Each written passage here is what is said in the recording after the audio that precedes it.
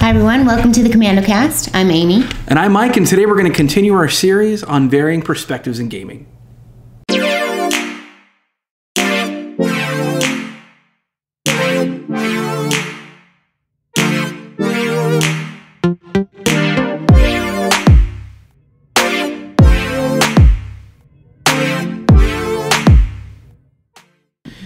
All right, Amy, thank you for joining us again. Welcome back to the Commando cast. Thanks for having me again. Yeah, we really appreciate having you.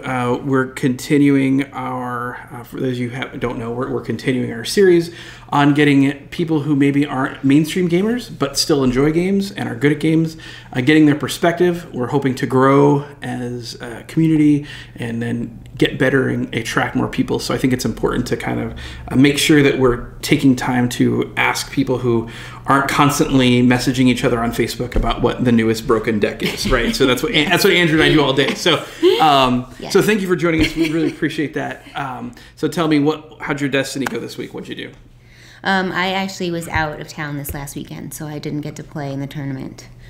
Oh yeah, okay, all right. So the Saturday tournament that you normally do, Yep. you didn't get a chance to play. Okay. Yeah. So if you had played, what would you have played, and what are you into currently? Still my blue hero, the same that I talked about last time. The current is Qui-Gon Ayla. I've been just doing variations with Ayla, Qui-Gon, Kit Fisto, Right. and Luke, pretty much. Right. Like mixing and matching them. But I love Ayla. I've always loved Ayla. What are you going to do when Close Quarters Assault isn't usable anymore? It's like your favorite card. It crushes me every time you That play one and it. like guard. I'm gonna have a hard time. I'm not sure.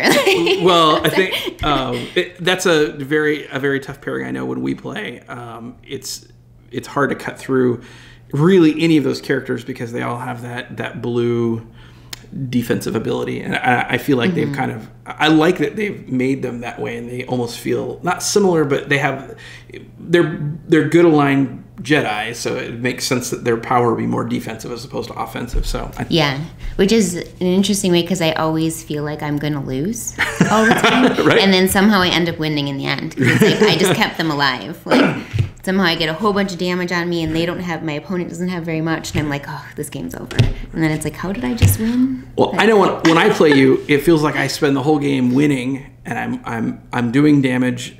I'm doing 4 damage. You're taking 2, right? Because of your shield or whatever you're doing. And then the whole time though, you're building up your board state. Like you're playing Destiny. You're playing cards that just get you more stuff. And eventually, towards the end of the game, I'm almost out of options, right? And you still have some life left. And then you roll in 10 dice, and you kill me every time that happens.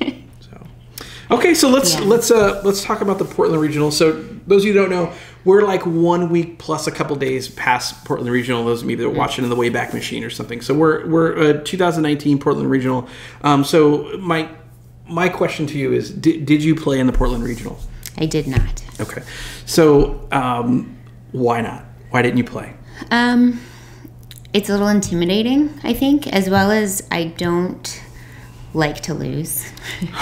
And I don't like to lose a lot of games. So I feel like going in and knowing that there's 8 rounds that I have to play, like if I'm gonna potentially lose 6 of them, like I'm gonna be kind of unhappy by the end of the day, and I'm not really gonna have enjoyed myself. Okay.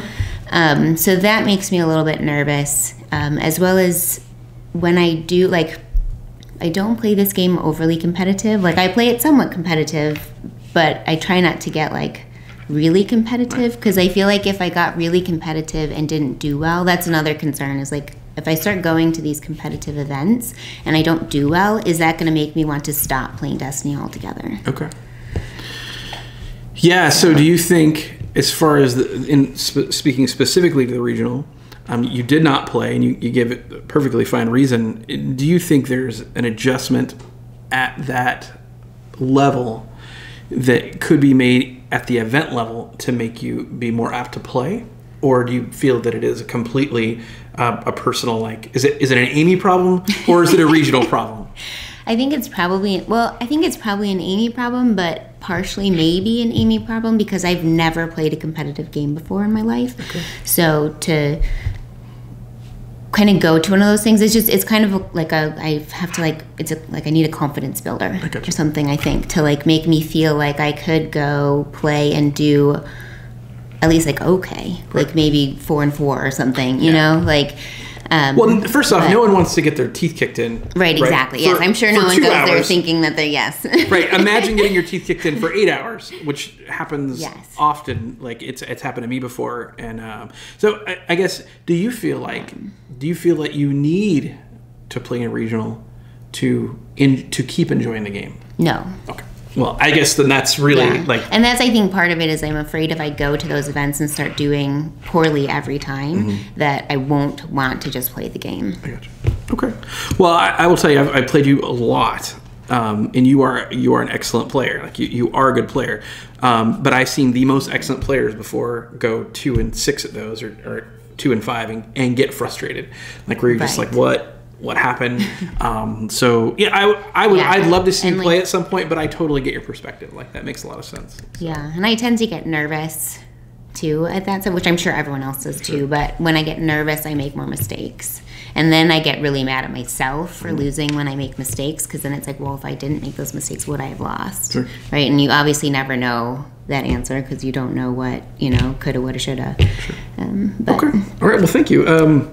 So we're going to talk a little bit about the metagame and its effect on your love for Destiny. So for those people that maybe are newer to the hobby, or maybe getting this video from someplace else. So when we talk about metagame, what we're talking about is the general state of the game as far as what are the trends in what character pairings are being played, what strategies are being played, and generally, what type of game are we playing at the time?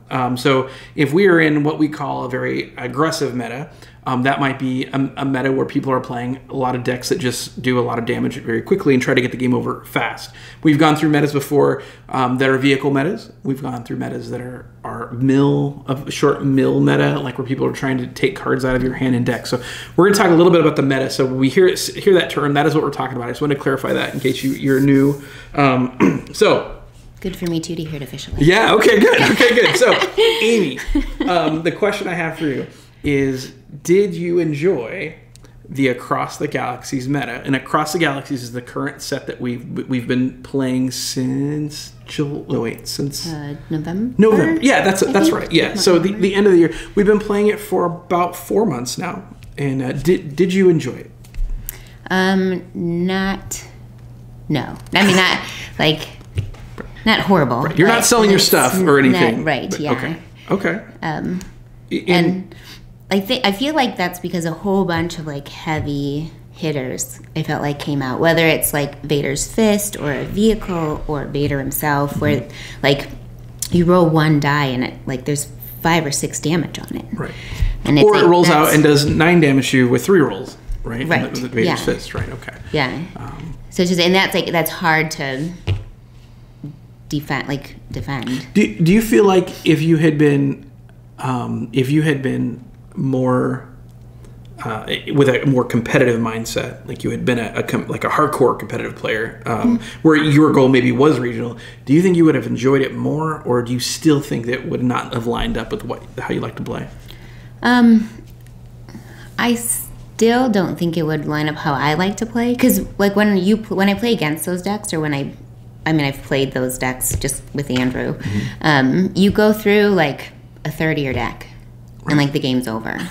Right? It's like, so you couldn't, like, you don't even get to do like all your tricks or like any of that, because it's like I've seen maybe 10 of my 30 cards. Yeah, I'd say that the games have shortened with this meta. Right? It used to be we play games 4 rounds was probably normal, 5 if it was a little bit longer, and now we're getting games. I've lost games that have gone 2 rounds, right? And I've played games with you where we went like 8 rounds, right? Because your deck is much more geared towards survival. So okay, So speaking of the current meta, tell me some of the things that you liked in the current meta. Like were there trends in card design or play style or just anything that you particularly liked with this current meta?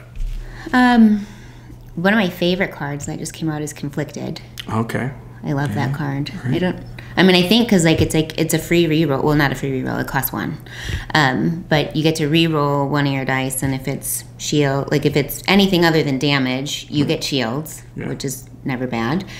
Or you do 2 damage, and then you still have damage sitting on the table to shoot at them. I'm sure if Andrew here, he would talk about how good a value Conflicted is, right? Because you spend 1, and no matter what, you're getting something, right? You're getting 2 damage or 2 shields, and then, like you said, potentially you could get 4. You could get 2 damage plus have the die land on damage.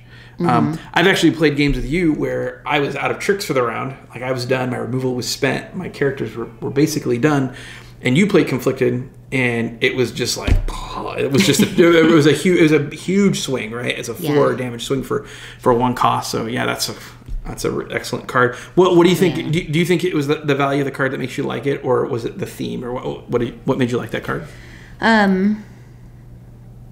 I guess to put it to something, probably the value of it.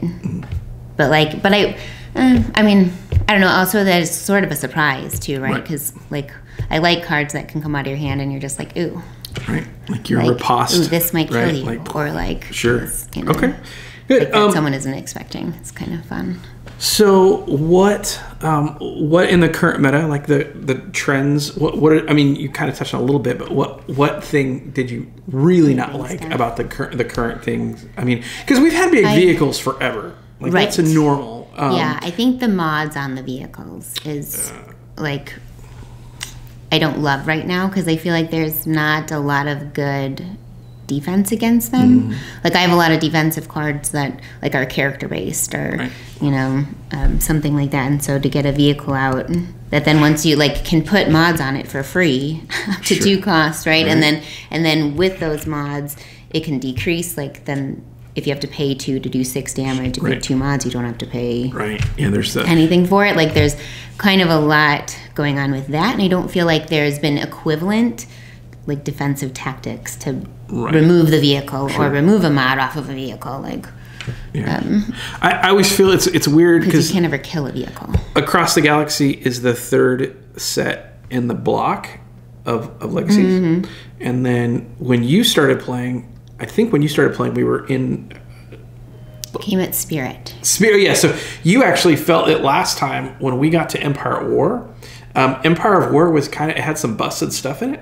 But it was right at the end of the set, so we had less time to have to deal with it. We're already ready to cycle some of those cards out. Sienna was she was an Empire War card, and she's completely busted, and she's causing a lot of the pain that you're talking about with the mods, right? It's bad enough that the Fire Spray gets to play a mod for free, but then she gets to resolve it. She makes it roll out twice, right? So that's super good. Yes. Okay, any other trends in the current meta that you don't want to see more of? No, I think I talked about most of them. Was just it seems like some of the characters have come with a lot more power than other characters, or old characters. So I guess they just have to bring other characters. I'm worried about my blue hero. What's going to happen once we transition out, all of your good removal leaves. So I'm not quite sure if I'm still going to get to play my blue hero or not. I think there'll be some fun stuff. It's one of the most iconic concepts in all of Star Wars is the Jedi. So I doubt that they'll abandon it completely. I've played a lot of different games for a long time, and games always seem to kind of do that. One archetype will get really strong, and then they'll introduce a bunch of stuff that kind of brings it down to earth, and then a new concept will come in that makes it kind of bad, right? And then so there's always this up and down. If you're really married to a play style, though, that can be unfun sometimes, right? Because there's going to be valleys where if you don't care, if you're just into playing the best deck all the time, you just follow whatever the current wave is. So that's keep heart.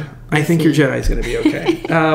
Hope so. All right. So, and this is probably the most important question I want to ask you, and what I want to talk about. So, going through this meta, you've basically not gone now through an entire one block of this game, like really plus spirit, right? But I mean, do you feel after Across the Galaxy's meta, do you feel more vested?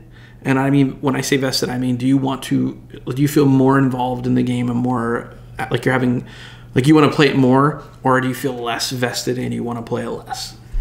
I personally feel less vested. Okay. And it's mostly because of the big heavy hitters that in the game, the shrinking of the game, right? Like games are over in 10 minutes instead of anywhere close to 35. Like, and usually, like, well, I mean, I've pummeled some people too, but like, usually I'm the one that's getting pummeled that quickly because I don't usually like to play those decks unless if I'm just playing Andrew. I like to time my games with beer. I can't even drink a beer in these games anymore. It's like it's really bad. So I don't like that you're feeling less vested. I don't like as someone who likes to introduce people to the game and get them excited. So, what can I do? What can Andrew do? What can the other community organizers out there? What can they do to help people who maybe have been disenchanted with this current meta? What can they do to help you get more vested going forward? That's a hard question. Because I think, I mean, I'm hoping some of it will go away once, like just the first block goes away, and there's just less cards out in general, which also may help some new players, right? Because we have some new people in our newer people that play with us on Saturday that don't have any of the black boxes, right? So people become maybe a little bit more on an equal playing field, but so. How about I'm excited. We're gonna try to do some trilogies. Okay, that's I want to ask you about that. Alternate formats. How do you feel about that? Is that hard on you? Who I mean, like I think all week about Destiny. I sit in my game room at night when my family's asleep looking at my cards, and I know you're not there. Is the alternate format hard for you to have to come up with different decks? Yes. So what do you do to overcome that? Like, how do you handle that? I usually let Andrew suggest like what would be a good deck or what he thinks I might like, because he knows pretty well kind of how I like to play and who I like to play. So he'll usually try to think of a combo of, at least including like one character that I really like. So he helps a lot. Without him, I don't know that that I could vary up decks very much. Because, I mean, but that's also partially because I don't, like, study the cards forever, right? And so if I'm going to build a deck, like, I need to sit down and, like, literally read through, like, what does this card do again? And, like, okay, what is their ability? So then what types of cards should I pair with them? Like, it takes me a lot longer to build a deck. Do you like that? If I have the time for it. Okay. Yeah, and, like, if it's really, like, if it's really someone that I'm excited to play. So, like, when Ahsoka was around, like, I loved Ahsoka. And actually, like, I actually enjoyed Grievous, too. Do you see new Ahsoka coming out? Yes. Are you super excited? Yeah. She looks pretty bonkers, actually. I'm not looking forward to playing you with that for the next 2 years of my life. So, I'm excited for her. Yeah, I will play her as much as I can. Okay, good. Good. So, just a suggestion, since we're talking about alternate formats and its effect, one of the things that we have started doing is, and I know Andrew did the same thing with the Saturday group, is they went completely to trilogies, right? Just like we're going to go to trilogies until the next set comes out, and on Monday nights we haven't officially done that, but we've basically encouraged all the players that are, I would consider veterans to play trilogies. And because we're trying to get the new people to enjoy the game. And I don't care what kind of person you are. You could be the nicest person in the world. But if I invite you to a game and you spend 3 hours and you do nothing but lose at it the entire time, you're not... I mean, you're not going to want to come back. You're just not. Right. I mean, maybe if you lose 3 close ones, you might really enjoy it if you're that kind of person. But I would suggest then... if you're gonna play in alternate formats, try to find a good deck that you enjoy that can work in multiple formats. So switching to trilogies is actually playing standard in 4 months. Right. So you're fine. Like you can just play it, and then any new card, you'll be able to just examine the new cards coming out and insert those into your already fun deck that you enjoy. That actually made me think of an idea though of what you guys can do for new players. Okay. Is actually like set up 30 minutes before it's going to start. Like say, hey, like if you have questions about your deck or like want to talk about like what card should I put in this? Like I put this one in, but I'm not really sure. Like, is there a different one I should choose? Like, and kind of actually maybe help people. Almost like a deck building workshop prior to. Yeah. That's Yeah. That's really good. Okay. You talking about building decks and how long it takes me? I was like, oh, that actually would be really helpful. No, like because I know there's people that ask Andrew like before we play on Saturday, you know, just a couple cards or whatever. But and it's funny. Like a formal. There's like 8 cards that do kind of the same thing, right? But one of them is usually a better fit. And I know even Andrew helped me a couple weeks ago. Like I was running a card and he's like, why don't you run, you know, this instead of that? And I'm like. Of course, I did admit he was right immediately. I went home. I made him feel stupid, and then I went home and then slotted the cards right. I mean, because I don't like to admit that, but he was totally right. So, yeah. Okay, well, that's a great idea. Like, I would think that would be not even hard to do, right? Because usually people come early anyway. If no one shows and wants help, you just play a game of Destiny, right? Yeah. Right. That's not something for compare. That's not so bad. Okay, so. So we worked on encourage. Okay, so any other ideas or tips that we could use to attract new players? Like I have got some new people to come on Mondays by giving them free stuff, which is always easy, or not always easy, but always attracts people. Here's what I'm interested in. Yeah, I really would like I would like to see player diversity, and I don't even mean gender wise, or I don't even mean any other things we think of diversity. I really think diversity of background. I think I'd like to see, like, I would love to see like you to bring some of your friends like to play Destiny. I would like to see, you know, like some of our other players to just invite non-nerd. That's what I'm trying to say. Some non-nerds to play Destiny. Do you think there's a way that can be done? And do you have any ideas?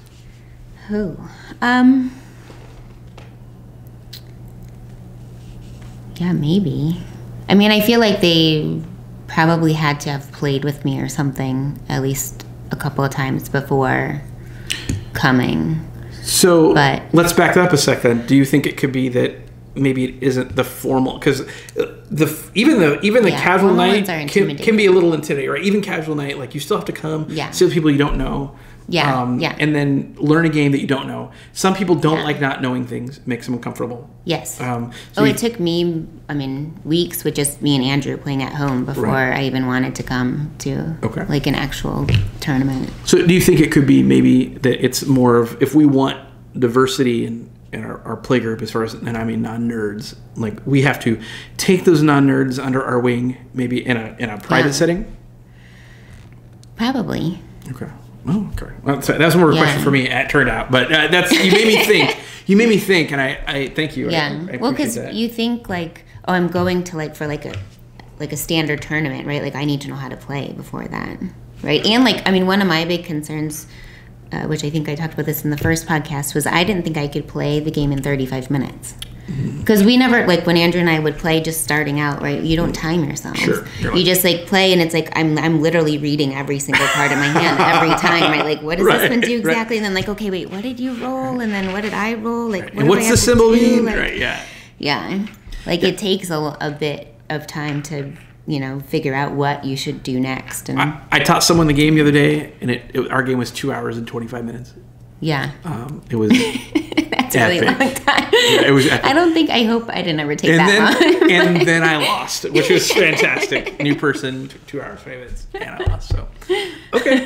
That's okay. You built up their confidence. Yeah, no, and she had a great time, and she came back this Monday, and then we played a game, it wasn't a snap, but we played in like 40 minutes, but she had taken the cards that we had given her and her friends, and they played all week. Like they liked it so much, they played against each other.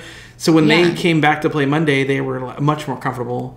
And of course, my Gungans were rolling better, so I won that game. But it was still pretty good. So I would say I think probably the best thing that you guys did with that was because you built the decks for them. and like gave them like workable decks that not are, crappy like, starter reasonable. decks. Yeah, here, play with this one Boba Fett Yeah. die and a Stormtrooper. There you go. Yeah.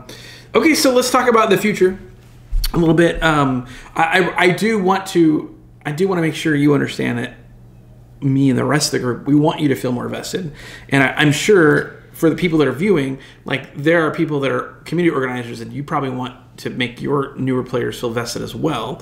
So just know it's very important to us. So when you say this stuff, we are listening, and don't be afraid to say something like, so future sets going forward. I have this thing where if Luke Skywalker is not red 5 Luke, and he's not red, I'm gonna like get really mad at the game. Is there a card or character that you want to see going forward that like you're really pulling for? Well, Ahsoka. I know she's coming. She is coming. Yeah. So, are you a fan? She's always that I love her. Are you a fan of like Clone Wars, like where she comes from? Have you watched the whole thing? Yeah, and I read. There's a book, an Ahsoka book. Okay. I read the book, which is about her like post Clone Wars. So I don't watch Clone Wars because I watched like the first 9 episodes, and Ahsoka was the biggest pain in the butt. Like I was out. Like I'm like, I can't watch this. This is awful. So does Ahsoka go through like a character arc? Like does she get more mature? Does she get stronger? Like does she become like a full-fledged hero as the series goes on? Yeah, I think so. Yeah. Okay. And she pops up a little bit in Rebels, like here and there, as sort of like more like a real Jedi. Okay. Maybe I'll have to watch that at some point, I guess. I don't know. Okay. You could read the book about it. I could. Maybe that'll make you feel better. Yeah, because she's very good in that book. Okay. The first time she calls Anakin Sky Guy, and I'm like, nope, thanks. Well, good. Any types of card? And I don't mean a particular type of card, but are there any other cards that you would be curious and maybe like to see in a future set, like maybe a new support or a type of event you'd like to see? I don't know. Okay. I can't think of anything offhand. Outside of maybe getting guard back sometime. Just reprint I guard, think you guys please. didn't want that reprinted. No. That feels so bad. Like getting guarded for 3 for 0. That feels good. Especially when it's a +3 melee that you can't even do anything else with. When Derek used to play Mace, he have no money, and that 4 for 1, you're like, and he just wipe your entire turn with a 0 cost card on the 4 for 1. So yeah, I do that with Ancient a lot. It's the +3. That's awful. Well, I want to thank you for sitting down with me today and answer my questions. Yeah. I would like to continue to kind of talk to you as your journey through this continues and find out what you're thinking and just what we can do and if you ever, like I said, if you ever have any suggestions, please feel free to ask us or and we'll throw you on the microphone and let you speak your mind. Okay. All right, sounds good.